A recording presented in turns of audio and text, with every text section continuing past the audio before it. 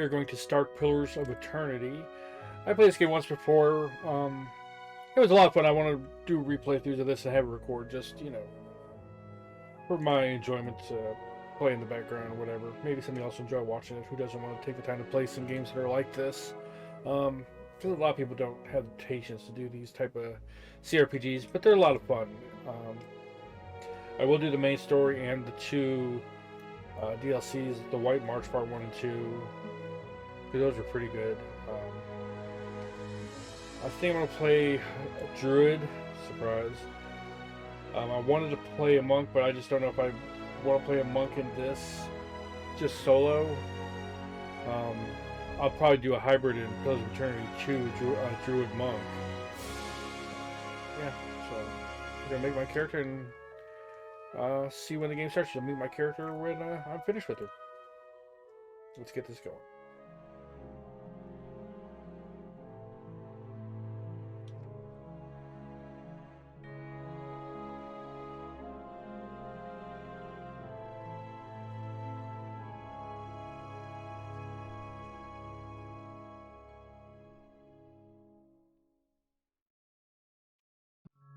Five wagons grope blindly for the path on a starless night, their master glancing ever upward to the skies for assurance that he is on the right course.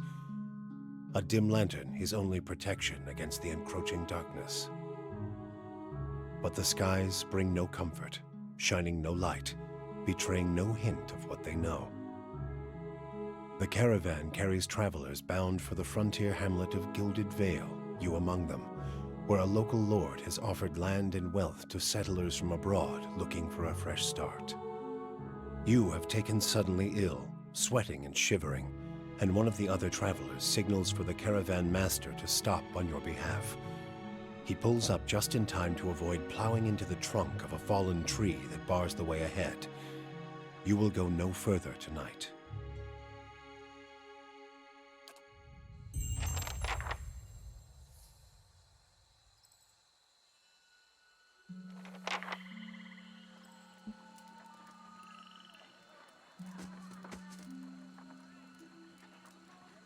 The caravan master finishes addressing the group, his bushy red mustache and sagging jaws quivering as if for emphasis. Everybody stays close to the wagons, got it? Stay out of the woods, and beasts take you if you were planning a stroll through those ruins up there. He nods toward a looming black mass on the hillside. Whole area's crawling with hut-dwelling types who'd be happy to stick an axe in you for trespassing. So mind that you don't track mud on their sacred blazing rocks. Tonight, everybody stays put, and in the morning we'll get the path cleared. Gilded Vale's less than a day out. Understood? At last, the caravan master turns to you, frowning as he looks you over. Touch of the rumbling rot, could be. There's a stinging beetle round here, carries it. You'll be fine once it passes your innards. Unless you don't drink water, course. Which case you'll be dead in a day. There's a berry grows in these parts, small and pink, called a springberry. About the size of a fingernail. Give you cramps if you eat it, but the frontiersmen make a tea from it. Calms the insides. Should get you through the night. You might check around, see if you can find some. Meanwhile, I'll see if we can scare you up some water. I know you want to hunt before it gets much darker, but see about refilling our water first. Got a sick one here. Adema looks over his shoulder at his assistant, a lanky, intense man named Sparfle, who carries an old sun-bleached bow. Sparfle nods and slides the worn bow over his shoulder. Where would I find these berries? They grow on a bush that's common round here, kind of funny looking. You'll know it when you see it. Doubt you'd have to go far off the road to find one. What are those ruins? Nothing you won't see on half the hills of Air Glonfoth. Money to be made selling their knickknacks in Defiance Bay, if you don't mind getting stuck with Glonfoth and arrows now and again. They didn't build them, but I'll be the effigy if they don't watch them like a mother bear.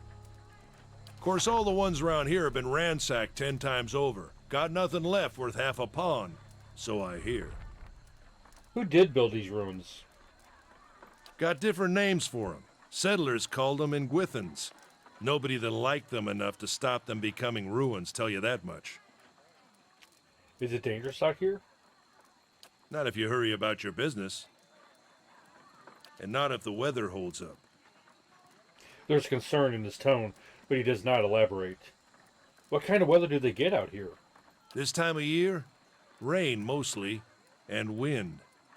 But there's a different kind of wind out here time to time. Locals call it a Beowick, born out of the ether, the spirit's path. Never seen it myself, never cared to. What are these huge rocks coming up out of the ground? They don't got Audra where you come from? Well, it just grows up out of the ground like this. Goes deep like tree roots. Some of it all the way to the heart of the world, you believe the stories. It's more like a shell than a proper rock. Easier to work if you're a mason. Got all kinds of strange properties. Seems to have some kind of life of its own. Dies if it gets dug up. Loses its luster. Folks think it probably grew at one point or another, but not these days. The soul butchers in Defiance Bay use it for different things. I've heard tell it can hold a man's soul, but I don't care to see it. Got enough to worry about without seeing something like that. I'll go see about those berries then. Hold on. Take someone with you. I know you're not some helpless tenderfoot, not like most of this lot. But you drop dead, I don't want to be looking for the body. Got a schedule to keep. He scans over the travelers, resting his eyes at length on a sturdy, armor-clad woman who has spent the journey's nights sleeping on uneven ground without blanket or pillow. Kalisha. Kalisha! The woman looks up at her own name, on her own time. She needs to find some springberries. Watch that she doesn't drop dead. No promises. What kind of guide says something like that? Kind you can afford. Don't listen to her. You're in good hands. And I pay too well, if anything. Off with you. Hayden should have supplies. See that you're equipped before you head out. We're in harsh country. Get your berries and hurry back. And if you get so much as a tickle of wind, you drop everything and you run. Something in the air tonight. If it's a Beowick, we'll shelter in the ruins. Hut dwellers be damned. You heard the man. Let's get going before you keel over.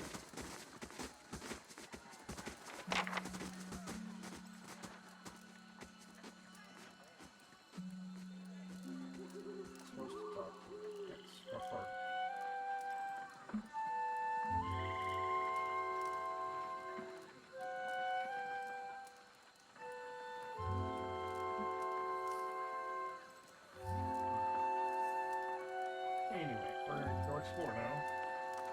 Sure.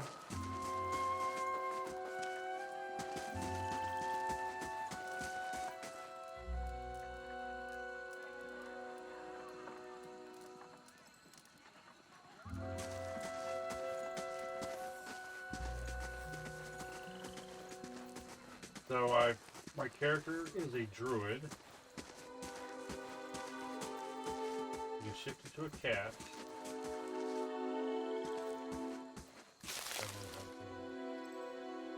Shh.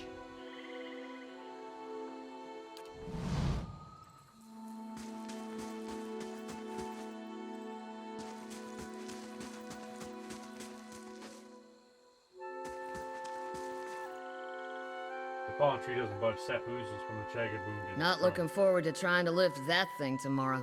Shh. Nope, that's not it.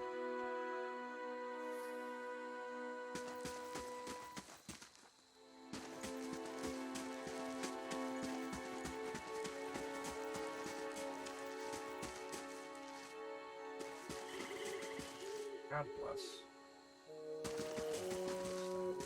Keep items.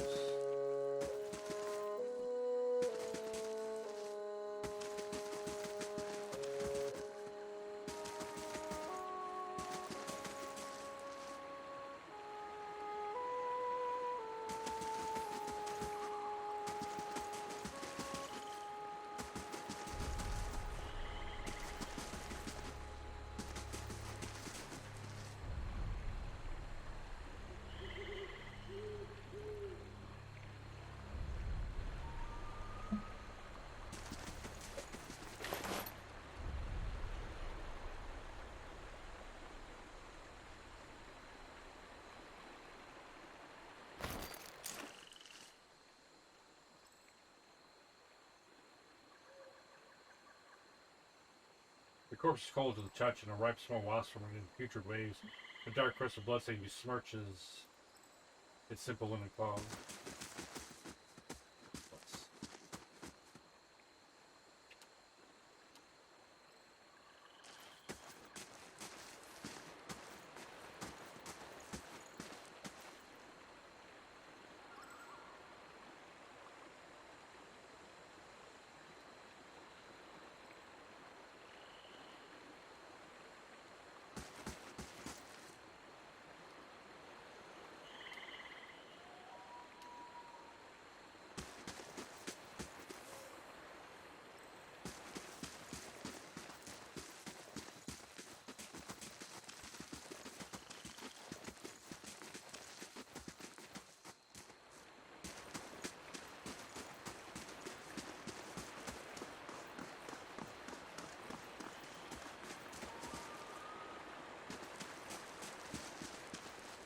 Weird.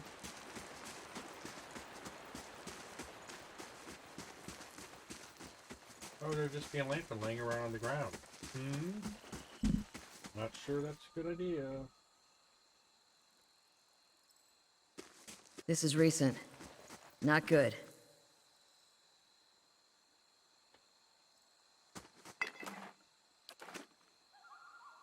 The footprints on the campfire indicate they may have been here for days or longer.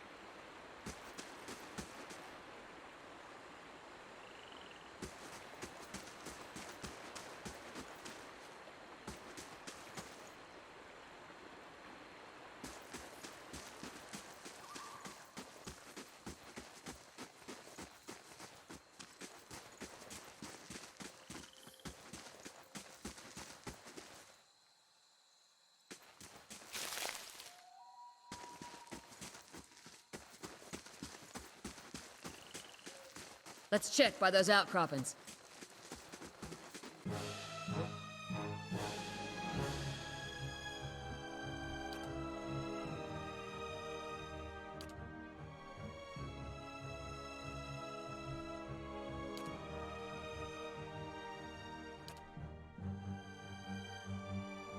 Eh?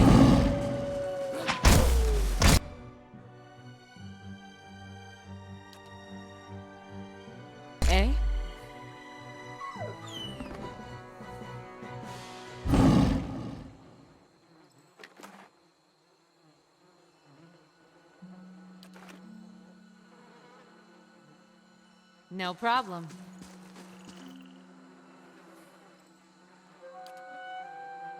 This is it.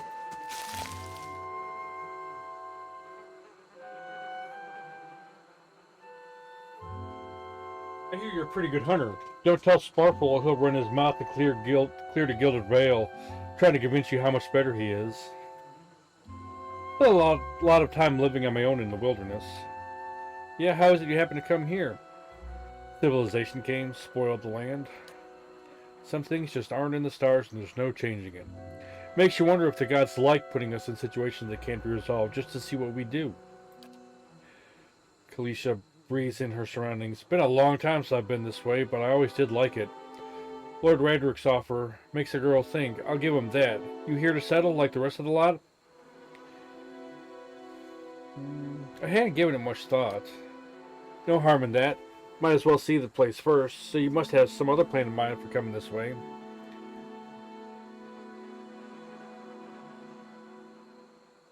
I have no idea what I'm going to do next. Completely spontaneous, huh? Interesting. Well, there's probably no hurry to make up your mind. They got an inn in Gilded Vale that'll put you up as long as you need, or so my sister tells me. Anyway, I'm wasting time here. Odimo, give me an earful. Let's be on our way. So why are you here? Kalisha sighs unevenly. Her eyes search the ground and repeat. My sister moved out here some time back. She sent me a letter. She seemed worried, but that's just how she always is. This time, though, she asked me to come out, and that's got me a little worried. I haven't seen her in ages. Been doing guide work at Ixamiddle, but I'd do anything for her. She's a much better woman than me, so I'm here, and we'll see. Adema I've worked with before. He doesn't usually drive a route this way, but he's doing it for me. So tell me about yourself. I got simple needs. I like open skies, far horizons. I find work that lets me live that way. My family wonders too. We started in Briarwood, but my parents ended up in the Living Lands. I've got a brother in Ruatai and another in Adir. My sister in Gilded Vale. She's the only real homebody. What can you tell me about the Deerwood?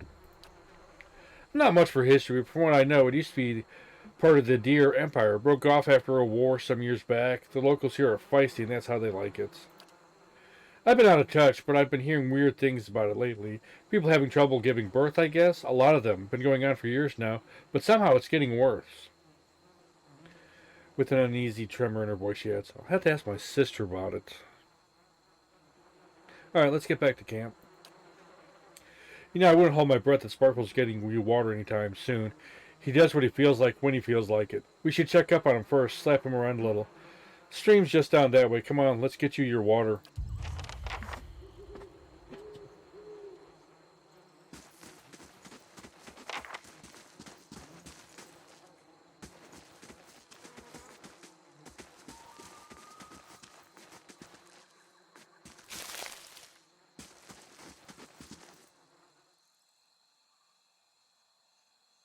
Path winds through a narrow canyon back out the way you came. We shouldn't stray too far.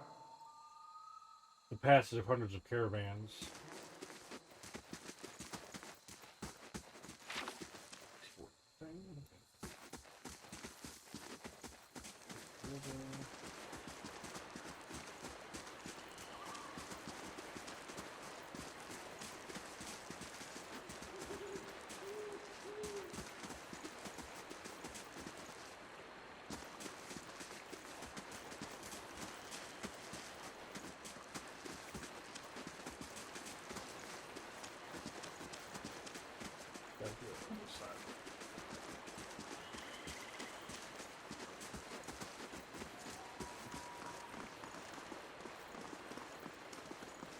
What a surprise. Sparfle went hunting. At least he left the... You crash to the riverbank and dip your water skin into cool water while Kalisha waits nearby, keeping warm. It's right, you know she'll look up sharply towards the tree line. The full water skin in the stash. Out of the tree emerges Sparkle, one of the guys, barely discernible in the dim moonlight. He no longer carries his bow, and there's a strangeness to his gait. His stride wobbly as he moves towards you with labored breath. Sparfle? Are you all right? Sparkle still past the rock and flaps the feathered shaft of an arrow, planted between his shoulders like an enemy flag.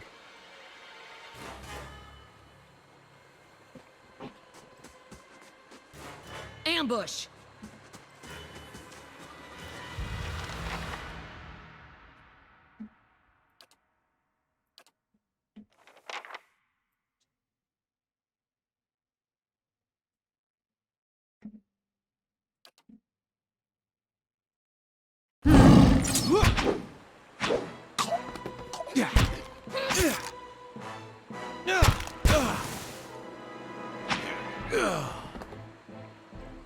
Come on, we have to get back to camp.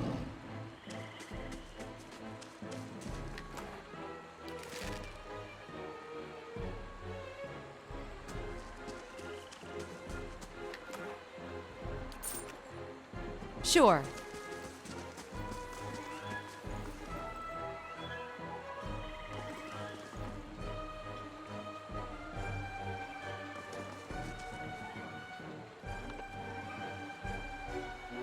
Come on, open up the command line.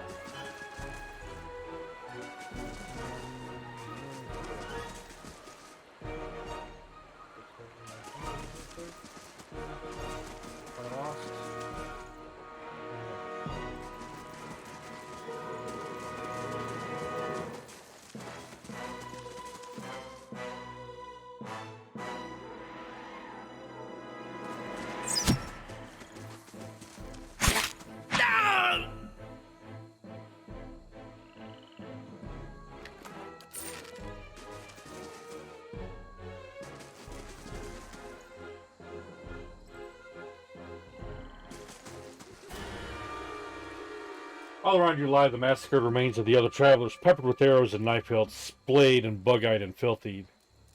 Kalisha puts the back of her left hand in her mouth as if to ward away some poisonous vapor. A handful of dark figures stand above the fallen, treading on limbs and backs and heads, jerking their axe from bodies as if from half-split logs. One of them, towering and severe with a thick-barreled torso with knots, holds a wet blade at the neck of the man you recognize as Theoden, the last of your caravan left standing. Lay down your arms, trespasser. Do not forfeit this man's life for a fight you will lose. The ruin has not been sullied by our hands, men of Air Glanfath. Your words carry no weight when I have seen the truth with my own eyes. Blood must be paid for this intrusion. So I say it again, lay down your arms.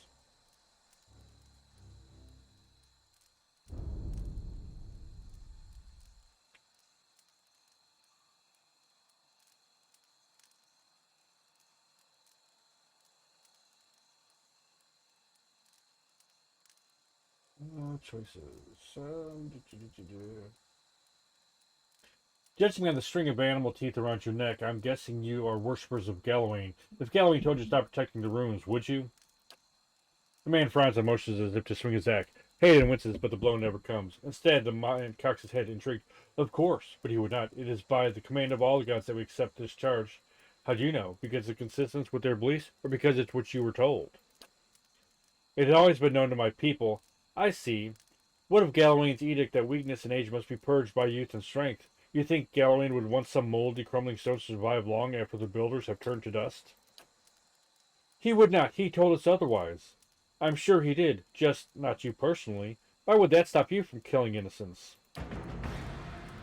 Distracted, the man's grip falters on his axe handle, and he nearly fumbles it, affording Hayden the moment he needs to dodge out of a swing, which comes too late. Howling with rage, the man charges you instead.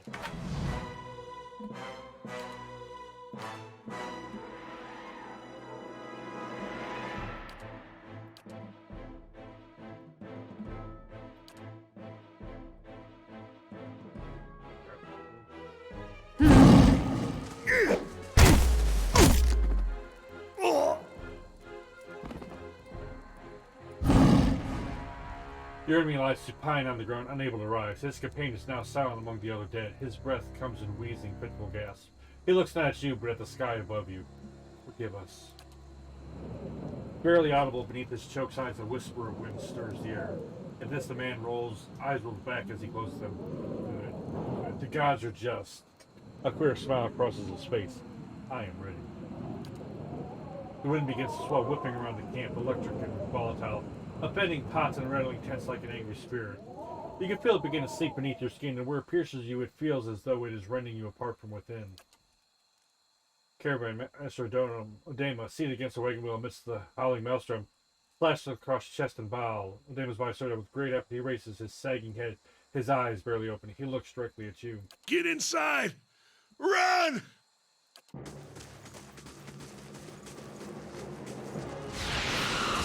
Be aware.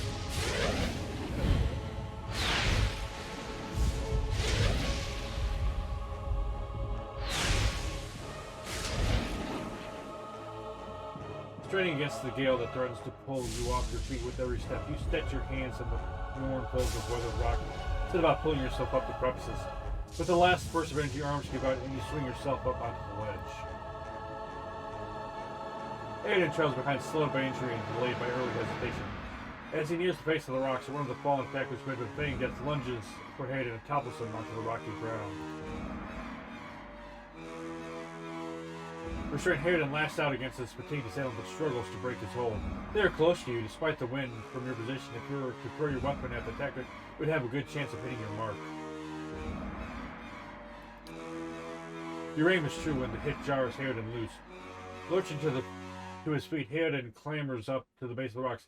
As he nears the top, however, the wind flares, pulling him sideways, tearing one of his hands free. But diving out onto the rock, you manage to catch hold of it, securing his other hand. You pull with waning strength, and it feels as though your arms will be jerked from their sockets. They hold just long enough for Hayden to set his feet and join you on the trembling edge. There's a deep resonance at the swelling wind.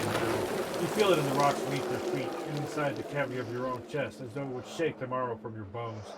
Each new gust menaces the old stones before you, loosening connections, unsettling balances. As you dart beneath the old archway, the entire portal begins to fall beneath its own weight. Was that? A Bewick. Had to be. Then we're lucky to be alive.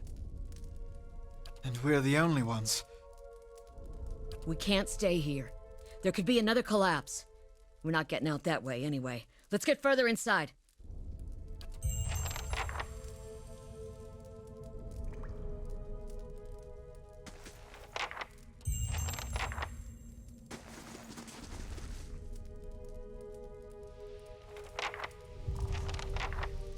Lower level of the ruins has been blocked by off by fallen rubble.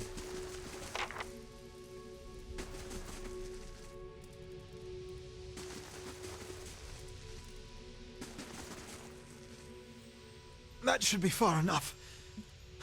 But what now? We look for another way out. Storm has to die sometime. Who attacked us? Glenfathians, those would be the hut dwellers Odema warned you about. Looks to be Fangs of Galawain, who are the twitches of the lot. They go ruin to ruin looking for fights with colonists.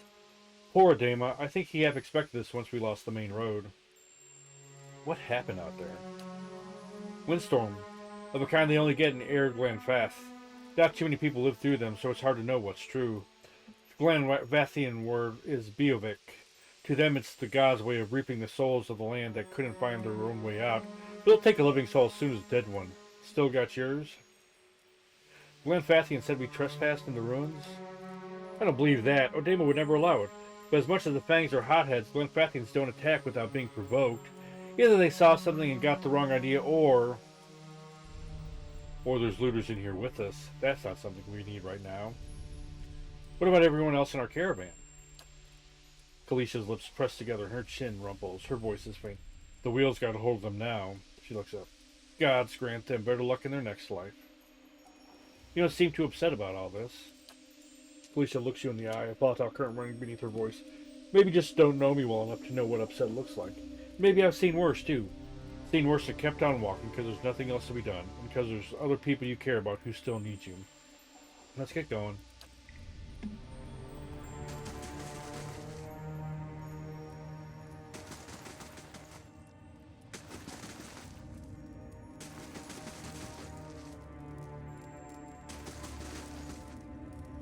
Dead end.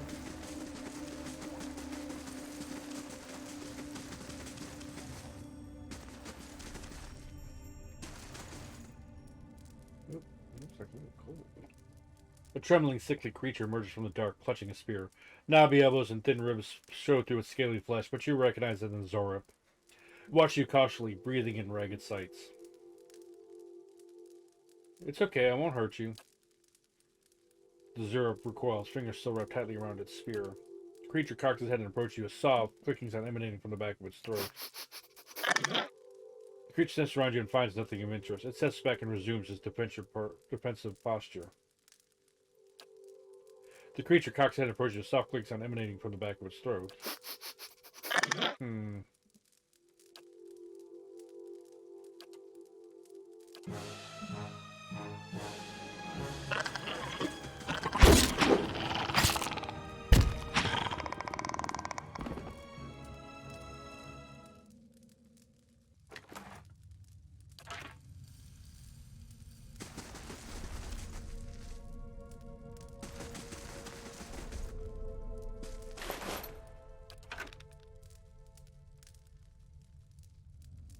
Wait.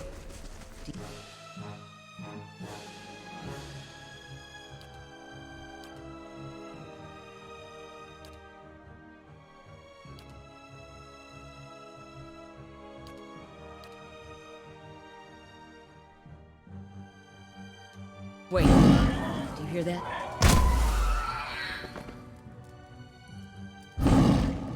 Cool.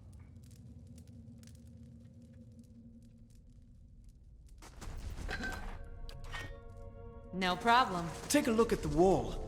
Think we could get through? Crack runs along the wall from the floor to the ceiling. A light gust of air passes through it. Push on the wall. Despite the damage done, looks heavy and solid. You push with automatic the crack begins to spread. Finally, you feel the ancient masonry give away. The wall crashes down, revealing the circular room ahead.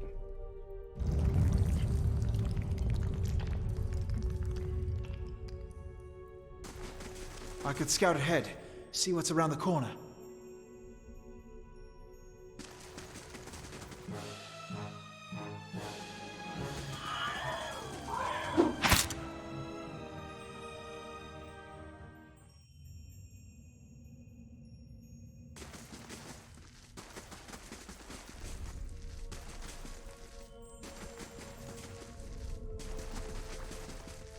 Do you feel that? There's a draft coming through that wall. I don't hear any sign of that storm either.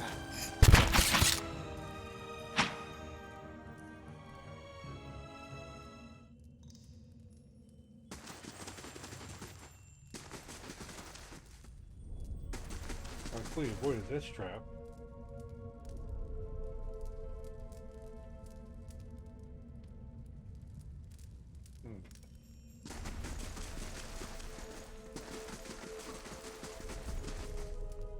Now I kind of want to see what's going on here.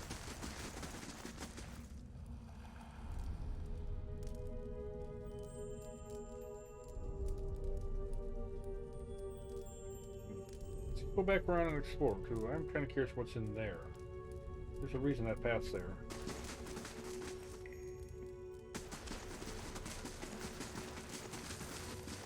I want experience because I want to level up.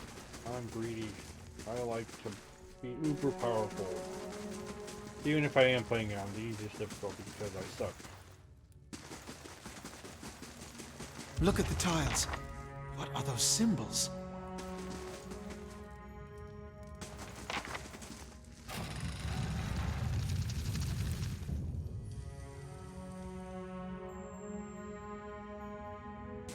Those symbols. Just like the tiles.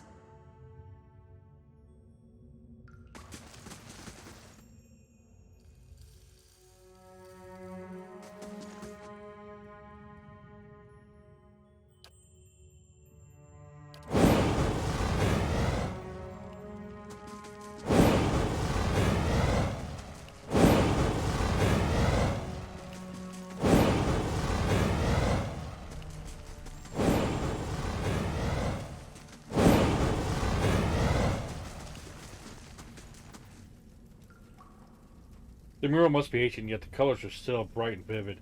It shows a procession of Ingwithians from all kith races.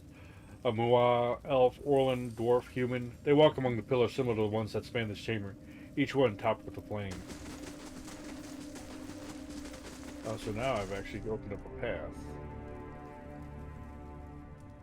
So let me take my character. Yeah?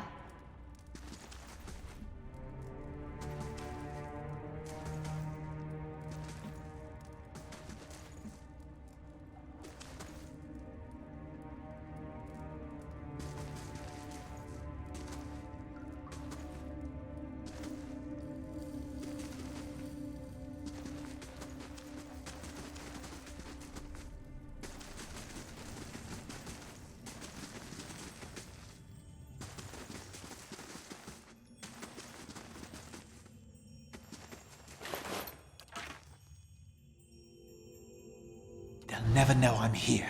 Let's go! Let's go!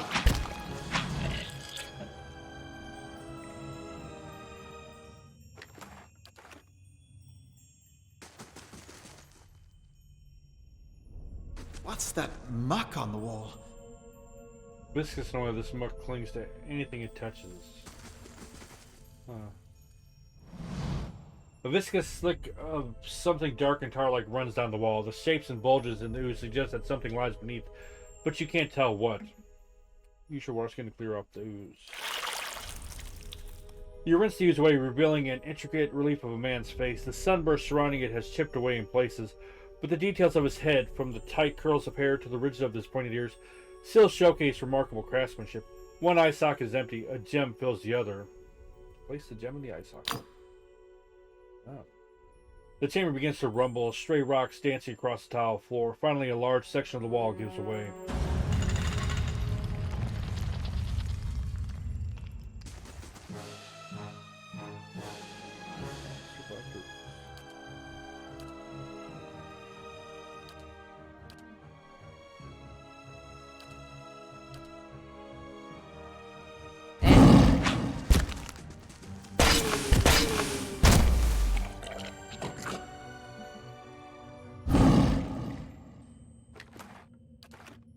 Sure.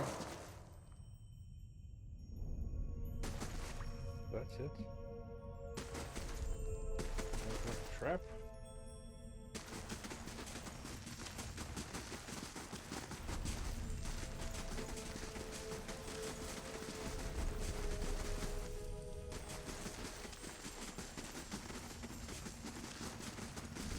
So now let's see what's this way. Gotta explore everything. That's the #1 rule of CRPGs. Someone else has been here. We should move.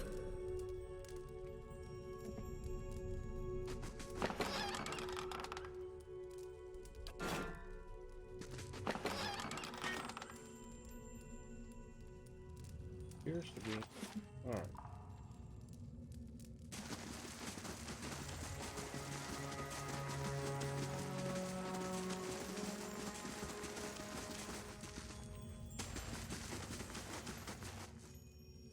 I don't trust me to walk through that in the party.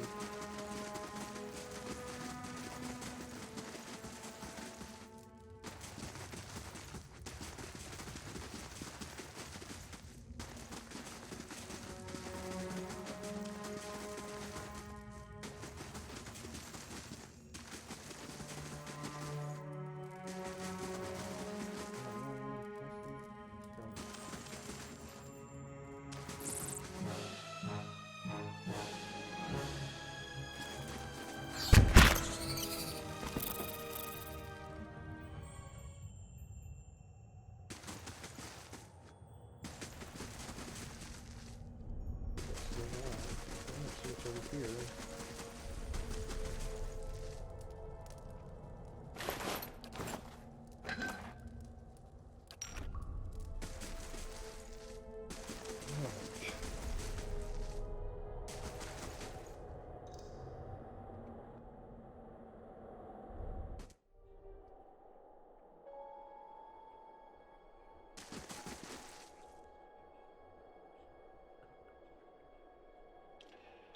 Four figures stand before an otherworldly apparatus, an ancient structure of chiseled Adra and metallic veins, ominous and looming like the silent observer. Standing motionless in their midst is what appears to be a human body, colorless as stone, or ash. The other figures gaze upon him in what might be contemplation. From your vantage point, you are well obscured from their view. The figure closest to the machine stands out amongst them. A thick gray beard frames a face otherwise hidden beneath a metallic mask. His faded robes are embroidered with a runic language unlike anything you have ever seen, and he wears a strange black headdress with 2 protrusions that jet out like the wings of some malevolent creature. Oathbinder, bear witness, and see this man has kept his word true to his last breath, full to his blood's last drop. Guide his soul, queen that was, and regard it among your favored. Let his life by the key be his confession. Let his death by the key be his absolution. May he walk the world ever free of the crushing weight of the book. Your brother has done his part, and you have seen the power of his contribution. I will accept no further hesitation from the rest of you. In the sight of the queen that was, will you fulfill the oath? Will you take your place beside your brother in the endless esteem of her memory that is without flaw? Step forth, and be assured of the great worth of your life's course.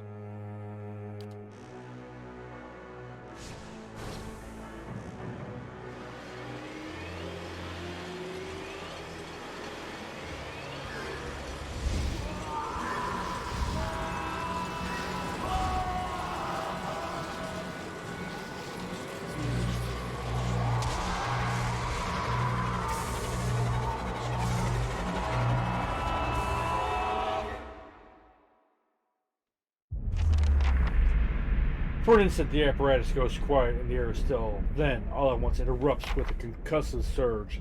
Light floods your vision, you are knocked to the ground. Your head snaps back as you land, and pain wells into the back of your skull, washing your last thoughts away into the black, unconscious void. You open your eyes to a different place, another time. You stand in a circular room, grand and domed, its walls lined with Adra and trimmed with copper. The style is ancient, but the chamber is unweathered. At the far end, a great pillar of Adra pierces the floor from below, its shimmering texture giving the illusion of boundless depth. encircling the pillars and apparatus much like the one you have just seen, but immense and multifaceted and intertwined. Your thoughts are yours and not yours, and they seem to exist before you think them, and they are all questions, pressing questions, troubling questions, questions that must be answered or... At the base of the pillar now, you see a man with a thick gray beard and a ceremonial robe, crowned with a strange ornamental headdress. You know this man. You are walking toward him now at a pace that is hurried, while trying not to appear so. You have something you want to ask him, one question above all. The question spins madly in your mind.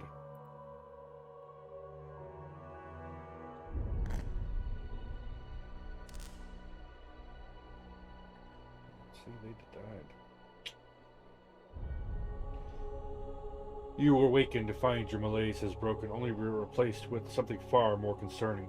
Faint whispers are audible at the edge of your hearing, like a ringing in your ears that does not subside. Movement flits through your periphery, but when you turn to look, you can see no sign of whatever it was. You find your gaze regularly darting this way and that, involuntary, paranoid tick. If this is a sickness, it may be dangerous to go without treatment for long. The figures at the machine stand frozen in place, flesh and blood replaced by cinders and ash. The man who led them is nowhere to be seen.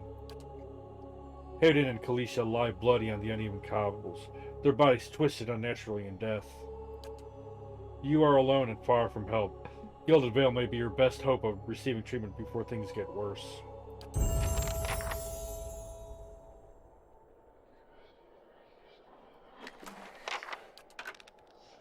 Won't get far like this.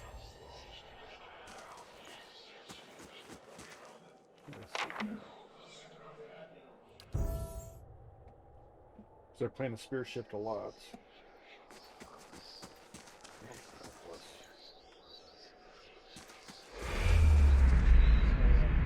Irrigations are starting.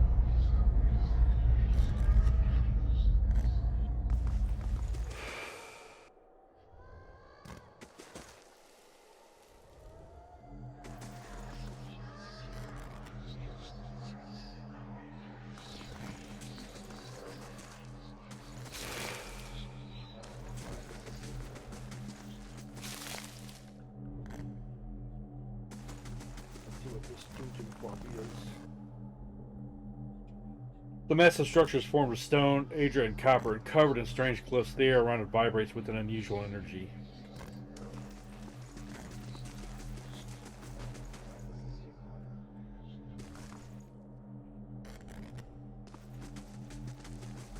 Where'd we go? Right, going my way. Oh, there's the bike girl. Oh, time for a nap.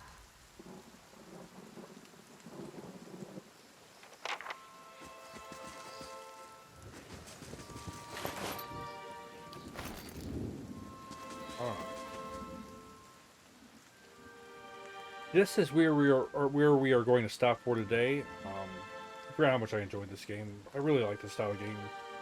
Kind of makes just like for a chill video game experience, which sometimes you need. I want to thank you guys for watching. If you like what you see, please leave a like, drop a comment, subscribe, all that good stuff. It means a lot. It helps the channel grow, and I really do appreciate it. Till next time, love you guys. Hope to see you again soon. Take care, and I'll talk to you later.